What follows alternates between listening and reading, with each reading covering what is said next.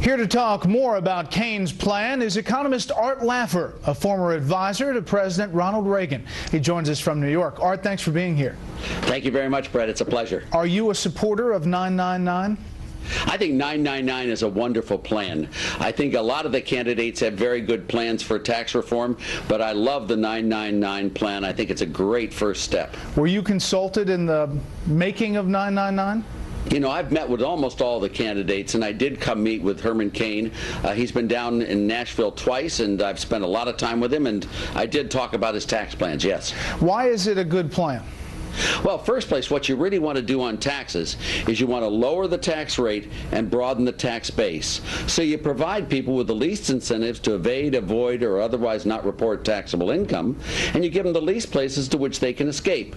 What you really want is a very efficient tax code that people don't try to cheat on or get out on, and his plan does exactly that. It broadens the base dramatically, and it lowers the rate. And it's especially important getting rid of the corporate rate, which is really a silly tax So today. Art, critics of this say this is very regressive and would hit the poor.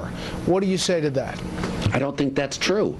I mean, Herman Cain's plan, number one, gets rid of the payroll tax, which is also very regressive. It gets rid of a lot of other taxes in the system as well.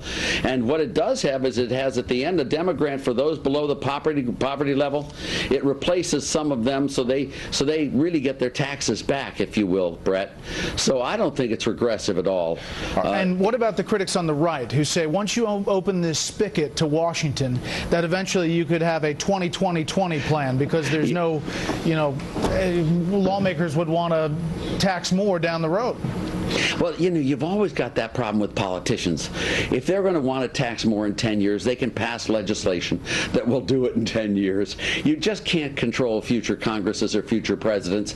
And this plan is a very efficient way to collect the requisite revenues we need to run government. So I think it's a very good and efficient plan. But if I could do anything to stop future politicians from ever raising taxes, I would love to figure it out. But I don't know how to do that. Ultimately, Mr. Cain says in the second phase, he would essentially phase out income taxes for individuals and corporations in favor of a national sales tax.